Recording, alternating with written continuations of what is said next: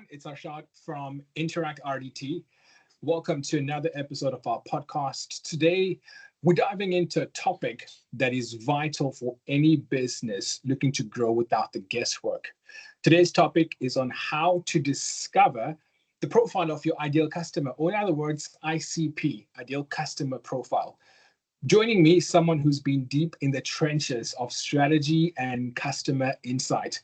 Our very own Managing Director, Gary Greenfield. Gary, welcome to the podcast. How's it, Arshaad? Hey, man. Hey, man. So let's start at the beginning. What exactly is an ideal customer profile, and why does it matter so much for businesses, I think, in this day and age?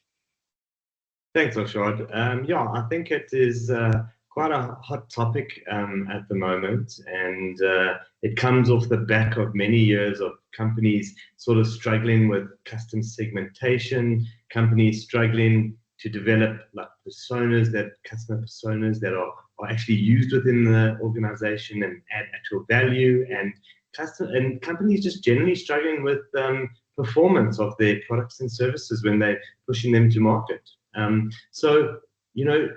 To define what an actual ICP is, it's basically a customer that would, or a company that would gain the most value from your product and service. So it's not value from your product and service, it's the most value from your product and service, right? And in return, they're going to provide the most value to your business. So that's why we call it, it's not a customer profile, it's an ideal customer profile, right? And essentially, why is this? And if you have to think about an ideal customer profile, if you had a funnel, the top of the funnel, which is the big part, is everybody. And if you focus on everyone or everybody, it's very generic and broad.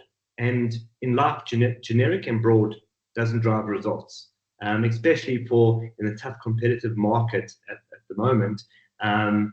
You want to focus at the bottom end of the funnel, and that's people that are going to react to what you do, to what you say, to what you develop, to a long-term relationship with you. So, we're looking at an environment at the moment where products and services are commoditized. We know that. That's nothing new, right?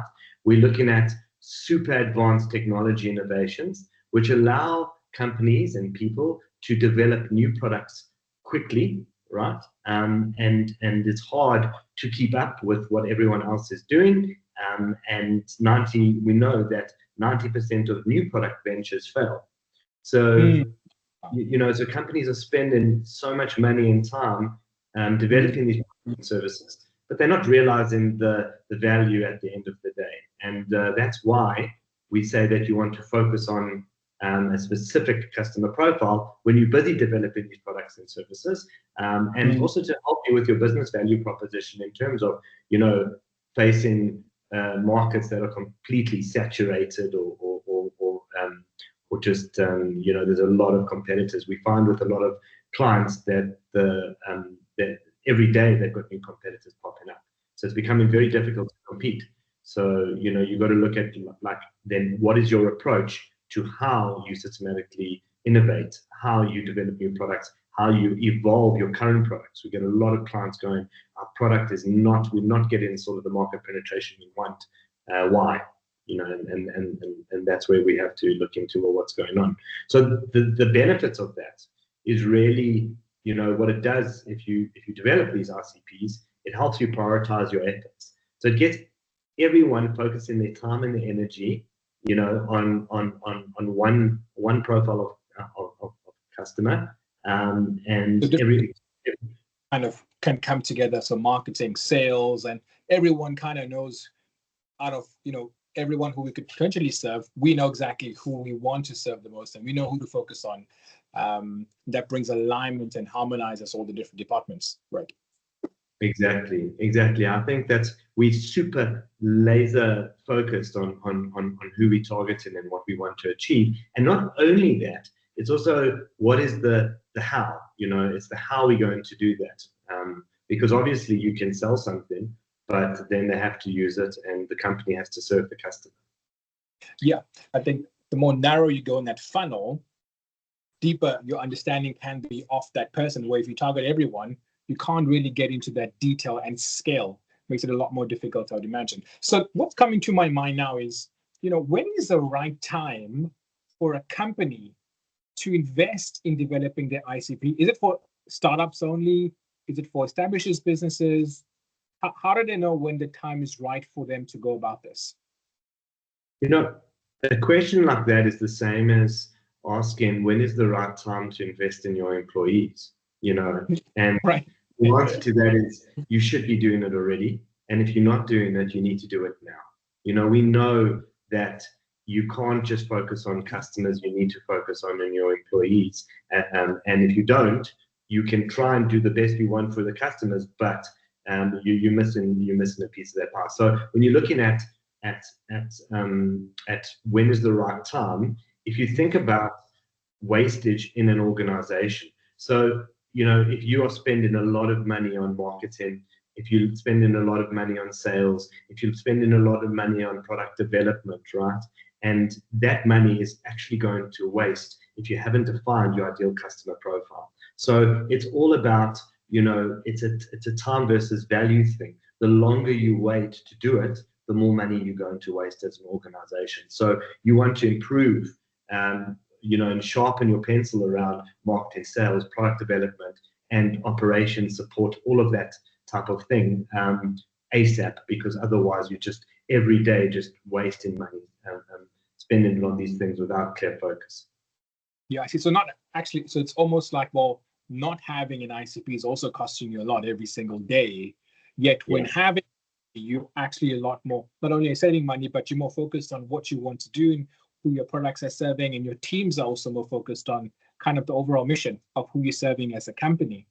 Really, so just a point I want to raise for that is around, if you take a basic website, you spend a lot of money. Let's say you're a business and you're trying to drive traffic to your website, and that driving of that traffic costs you money to get people to your website. If you got 1 million people coming to your website a month, and most of those people don't purchase your product, don't engage, don't contact you, are not interested, and go off, that is costing you a lot of money. Versus if you're super focused and targeted and you only bring 100,000 people to your website, but 20% engage or purchase from you, that is when you know that you're bringing the right people with the right message, with the right need, with the right product, and that value gets created. So it is important, when looking at these things and looking at time and why and when, that you factor those type of things into consideration. Right, cool. Thank you so much. I want to just talk about now, kind of bringing our conversation to more practical. We talk about the concept, but no more practical.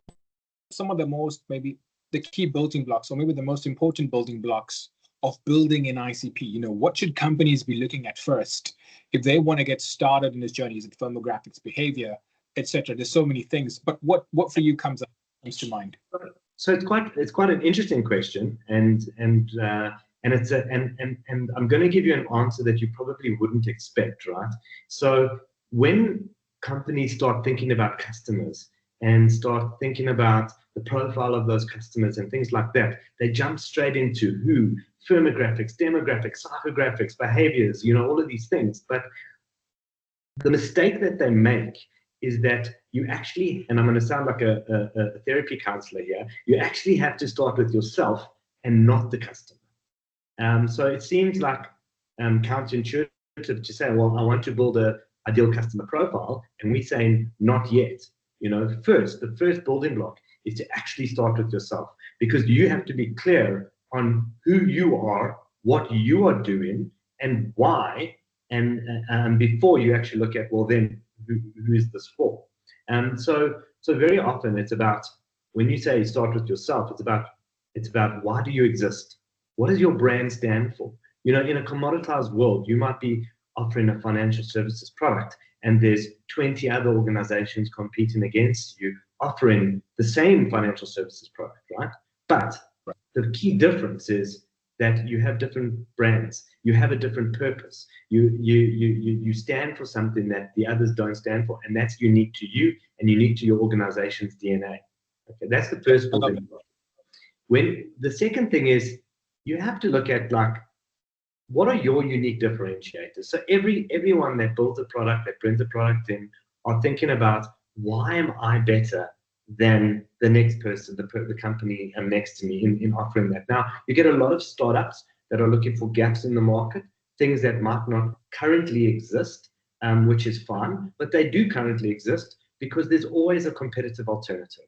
Maybe it's not as automated, and maybe it's not as advanced as what you develop in, but there is always examples of finding a competitive alternative, and that is how, without your product and services, how are people or customers or companies doing or servicing them in today?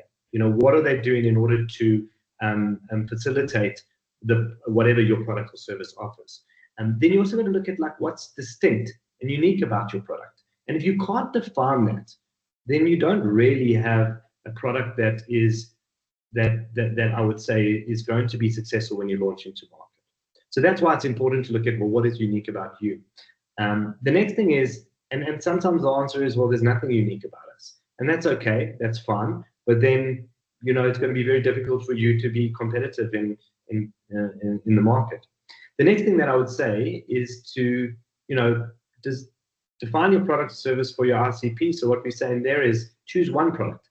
It can't be all your products and services because you need that focus. So we said you've got to focus on your ICP. You also have to focus on your product sets, and it can't be everything. It's got to be super focused. So choose your product. Choose what problem it solves, or what is the need that customers need your product.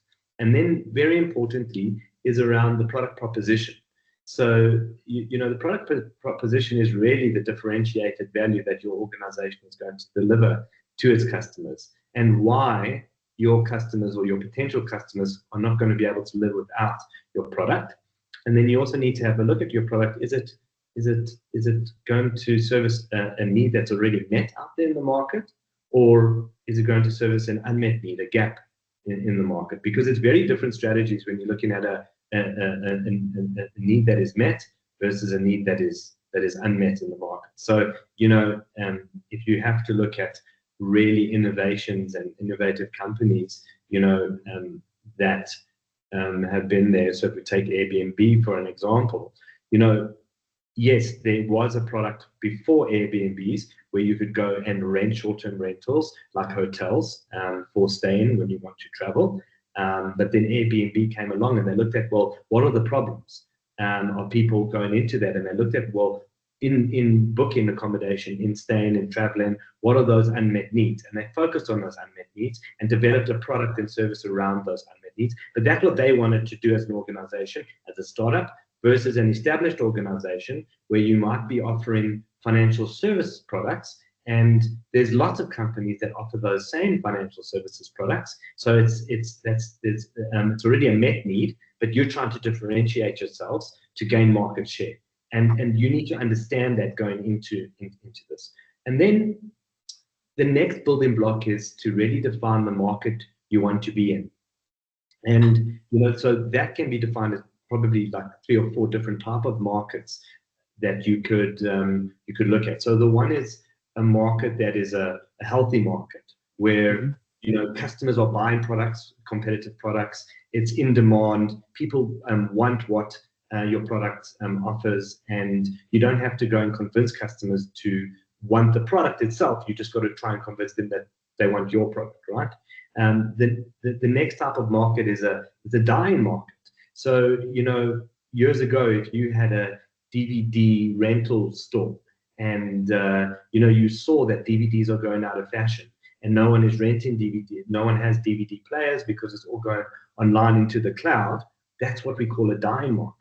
And that's where, if that is the market you're targeting, you really need to pivot in terms of the product and service that you're looking at. And then you get something that's called a starving market. And that's where it's an unmet need, it's underserved, people really need that product or service, and that is where there's a lot of potential for these startups, the startup companies. And that also means that It doesn't mean that there's a big market, and sometimes in a starving market, it's only the early adopters who take up those products. But it's important for you to understand what market you're in and which market you're servicing. And that ICP response to sort of those market conditions that you're looking for. So once again, if you're looking at newspaper classifieds as an example, which is aligned to your product, it's not going to be there in the future. It's going to be transformed into something else, online, digital, or whatever else the classifieds might be morphing from the physical paper type classifieds. And then the last thing before, when focusing on yourself, is defining what your goals and outcomes are. You have to, going into this process, understand, if we develop these ICPs, what changes and impacts do we want to see in our business? Because otherwise, it's just an exercise for creating an ideal customer profile. And if you want it to be meaningful, then you need to understand what sort of results does your organization want to achieve, and what is driving this initiative of creating the ideal customer profile. So that might be, we want to increase our sales, we want to increase retention, we want to whatever we want to reduce X spend or whatever it is.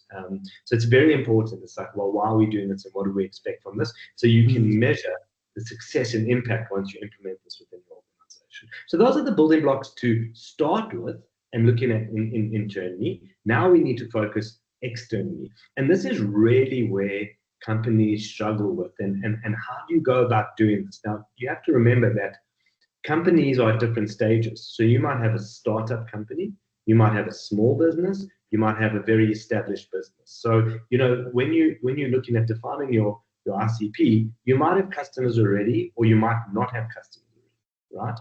And the key thing is to start with, let's say you already do have customers and you've got an established business and you've got a product or service out there that you're selling, is to define who are your good customers and who are your bad customers. And then start understanding what's good about them and what's bad about them. So it's like looking at what are those attributes. So if you're an organization and you offer B2B services, clients that give you repeat business, clients that pay you on time, clients that are profitable, clients that, you got to start looking at what are the attributes, and then what is it about? Are there any commonalities about those clients? So, the business size, and then when you start looking at, firmographics, demographics, all of these type of things, but it doesn't, you got to be careful starting with those things, because then you start generalizing and becoming generic again when you go, oh, large companies, small companies, and medium-sized companies, and get very generic like that. Because ultimately, with an ICP, in the same ICP set, it could be large and small companies, but they both have the need, they both want the value that your company has to offer, and they will pay for that value. So you've got to be very careful going through this process and establishing those patterns, doing your research out there. There's so many resources available that we didn't have a couple of years ago to really understand our markets that we potentially target. And then and so that's the start of the building blocks to going and developing an ICP. Thank you so much. So the internal kind of building block is, number one, know yourself. What do you up to? It's about picking one product, not picking a whole bunch of different products and trying to force this process. Then we've got also choosing your market and being aware, having kind of awareness, what's happening within your market. Are you growing? Is your market dying, and so forth? And then finally, it's like, well, what do we want to achieve in this process for ourselves as a business? And then I can say, well, because I have all of these things in alignment, I can look at the external building blocks, which is, what are the met and unmet needs essentially of the client that we want to be serving. And I love your background, Gary, because you've got this cafe, and it's just giving me knee-jerk reactions, because when you understand like your actual customer, you also start to understand what makes your experience unique. For example, a cafe is not about coffee all the time. People go for more conversations. You might have a business meeting, or you might want to catch up with a friend. So the coffee is a facilitator. So the product is a facilitator of that experience, and the ICP process can help, I think, bring that to light. I think about myself when you mentioned Airbnb as well, just for the audience, is that we had a lot of bookings. We had a market that was abandoned, and we had a lot of bookings just from the get-go. And what we would have found, and what the team found, was that although we had a lot of bookings, we were actually running at a bit of a loss because it wasn't the right customers for our business. So we had bookings, but because they were damaging, there was a short-term, guys come in for 1 or 2 days and they end up breaking stuff, breaking your wine glasses, messing. We realized that actually that wasn't the ideal customer profile. And what we did is we took our data set, and I'll talk to you about data in a second. What we found is that actually it was business men and women who was our ideal customer. These are the guys who stayed a bit longer. They respected the space. They did work in the place. They enjoyed the facilities the most. They love having access to Wi-Fi, office spaces, and whatever else we were able to offer them. And that actually, in turn, by doing that, it aligned our teams because we know who we're serving. It also aligned how we communicate to customers. Our automation made more sense. And ultimately, our customers were happy and business performed much better. And we actually had less stress. I think that's the biggest thing. An ICP can help us in testing this, just reduce the stress because we know who we're talking to. We know who we need to say, sorry, we're not for you. And we find ourselves rejecting business. But in doing that, we're also saving our company long term. And so thinking about this kind of, when you have these building blocks, they almost become a hypothesis to test. And for our case, we kind of also in the hypothesis kind of phase. But how does one go from, moving to our internal building blocks to the external building blocks that you mentioned, and then going into validation? That's also important. Is it trial and error, or what role do you think research has to play in this validation phase of designing your ideal customer profile? Great question. So I just wanted, before I dive into that, I just want to talk about developing our hypothesis, because you mentioned the example, the Airbnb example that you had, that you've realized that type of customer or client has a value to you because of, as a business, of what you're trying to achieve, right? But then you need to provide that value to them, and that value to them would be in the right location to where they might need to be going for business. The value in, they traveling on red eyes, or they, late check-ins, or whatever that may be. They've got a very different need set to a need set of someone that's traveling for holiday. And yes, there could be crossovers, but once you identify that's who we want, then the messaging to attract and advertise those people need to be very specific to that type of traveler. And there's different type of business travelers. So now you need to sort of identify, once again, it's not just business travelers, generic, broad, you won't get the results you want. You've got to funnel that down. And you funnel that down through a process. And that's the thing. It's not easy, but you, as you said it, you develop a hypothesis. Then what you need to do is, the first thing is that you've got this idea, and now you need to actually find out more. And the first thing you need to do is really find out about them. Now that you've found these people, it's not about validating and testing straight away. Are these people the right, do they like your product and offering? And then doing a validation test where you push your product or service in front of them and see how they react. Would you buy it, which is one of the worst questions, or would you consume it, which is one of the worst questions you can ask, because you can't ask people what they want to do in the future. Now what you need to do is go and understand them a little bit better. You need to validate those hypotheses that you've developed. You need to validate the need that you have. And in a lot of companies, they already have a lot of data, which could give them, a lot of this information without even having to speak to a potential customer, because you can go look internally in your organization to see the type of data that you already have, understand it, and we've got now can use AI to really give us insightful information about the data that we've already got. But then when you have your conversations, you really need to do a sort of discovery now with these people to really look at what are the unmet needs, what the needs are, what is the things that they, how are they going about their daily life now in completing the activities that relates to your business, what's the missing things for them, and where their pain points really are. So that's the first thing. And then a lot of companies go, oh, big research, big money, it's going to cost us a lot of money. No, we don't have the budget to go and do that. But as yourself, as if you develop in a product, or you busy putting together this customer profile, that's when you start saying, well, the quickest way is to go and speak to people, identify people, and go have a conversation. And you can go and literally have conversations with 5 to 12 people, and then you can start learning about them so much. You'll start then rethinking, what you've developed as a hypothesis, and then you will go, you will mend, and you will change, and that's the whole thing about iterative type of work. You can't go and develop this thing, put it out there, and that's it. As a business, we move on to the next thing, and these things evolve with time. People's needs change as new products and services come into the market. So you've got to start somewhere, and that somewhere is start speaking to people. And yes, you can get companies to go in and do large scale research for you, but you don't start there because that's expensive.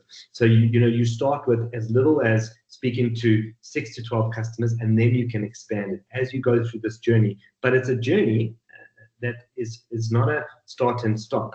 It's a continuous journey, and it's a journey of evolution when you're developing these ICPs, because things change all the time. So if you spend too much money validating your hypothesis, in 6 months' time, the markets could change. Now you've got to go and spend all that money again. So you do need to do research. You do need to validate things as a business, but you need to do it continuously. So you've got to find what is the best mechanism and budget for you as an organization to continually have these conversations. And as you're developing your products and services, you include these people into your co-creation network within your organization to allow you to push ideas to them. But you also got to be careful. We also can't take a sample of one and develop an entire strategy and business around something that one person says to us. So you do need to then extend that validation to a larger audience, and test that. And there's so many different ways to do that within a business. And we mustn't just only think market research, So for an example, you could be developing products for a financial services organization, and you do your market research and you do your client validation and all of these things and your profile validation. But then you've got your customer sales people that are speaking to customers all the time, and that's also when you leverage those conversations. Any conversation where you have in with a customer, you can use that as an opportunity to learn more about them. Thank you so much, Gary. I mean, you've given us many sort of kind of also took up my next question. I really appreciate it. It's like, where do you start? You actually want to start by actually when you begin the process, once you've got your internal building blocks laid out, of course, to start having conversations with people, and it's a long-term process. It's an iteration of things for you to keep understanding, because market might change. You might start, for example, in a starving market that ends up to being a growth market, or vice versa. You don't know. You got to just keep on the ball, right? Yeah. So kind of like you mentioned AI, and you mentioned a couple of things. If someone wants to get started, like right now, they want to get the journey started. They've got the internal building blocks kind of laid out, or to an extent, what's kind of the best way for them to get started in identifying or discovering their ideal customer profile? So I think you got to go in with a framework, and you can't just go in and you got to go. We've been talking about building blocks to developing an ICP profile, right?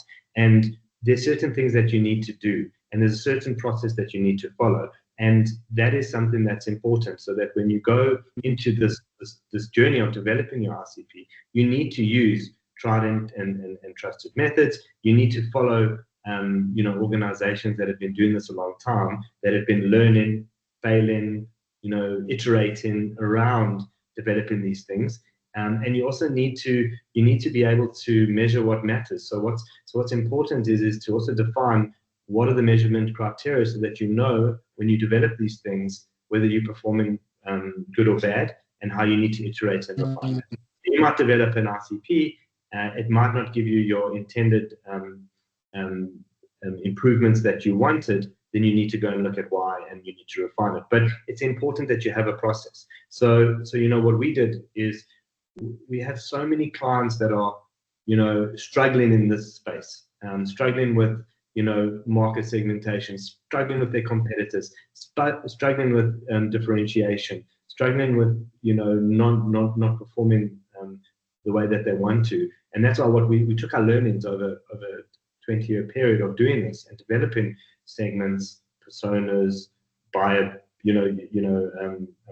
personas, all these things, and put together an ICP playbook, which is really what it is. It's a process and framework to developing your ideal customer profiles, so that you're not guessing, basically, and you're following a process or framework or an approach to get to an outcome.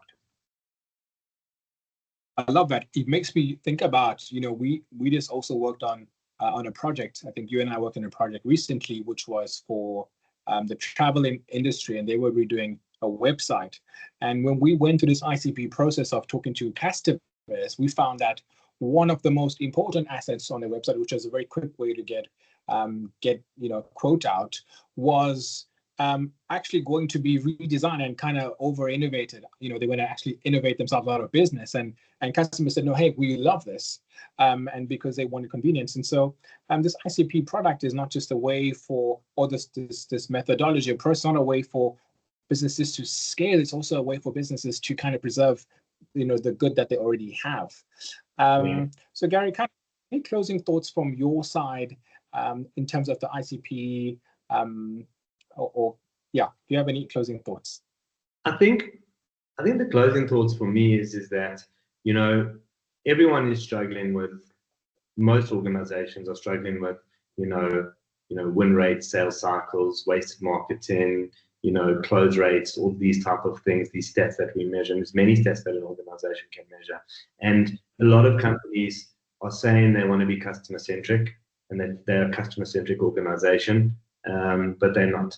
And I think if you want to be and live and what you're saying in terms of I am a customer centric organization, there has to be a lot more focus on customers. But I feel like the focus at the moment is blanket approaches to dealing with understanding customers, and really it's more about what we say we want to be than actually doing. And I think to prove that, like if you look at just a company's approach, they prioritize customers, they prioritize customer centricity and these things, but they don't necessarily like that in terms of how they run their organization. So that's very important. And the second thing that's very important is that when companies are developing products and services, there are so many ideas. And the reality is this: when you want to enhance features on your product and service, there are so many features that you want to add. And the backlogs that companies have today are so long that people never get to them. And what we need to do is develop things that are going to be more profitable for us, more successful, add more value to our clients and our customers. And the only way that we can do that is through being super focused. So there might be 100 features we want to add to our platform that we have. Let's pick and choose 3 features that are going to make the most different, the biggest difference to our clients, but at the same time, remember, value to customers must equal value to us. And that means that they're either going to spend more money with us, we're going to retain them, we're not going to lose them to our competitors, whatever that is. But so with this world we're living in today, and it is an uncertain world because it's difficult when you've got new products popping up, you've got all the time, you've got new competitors, you've got this technology that is moving at such a fast rate. It's by the time you've really studied, learned, and implemented new technology, it's already old. So I think that like all this uncertainty means that it's becoming more and more difficult for companies to operate swiftly, and agile. And this whole word agile is also a word that we probably need to strike off conversations within companies. But if we really want to act like that, we need to be quick. And a lot of companies struggle to produce things that are fast to market, which they need, because they're trying to build too much. So part of this framework and methodology is about prioritization. It's about saying, that's a great idea, we'll put it on our list, but that's not our priority at the moment. How do you know what your priority is at the moment? So we had a client, and to sum this up, is we had a client that we were assisting, where in order for them to catch up to their competitors, it would take them 3 years, right? And we said to them, but in 3 years, you're not going to be around if that's all you're trying to do. So what you need to do is focus on what's unique to you.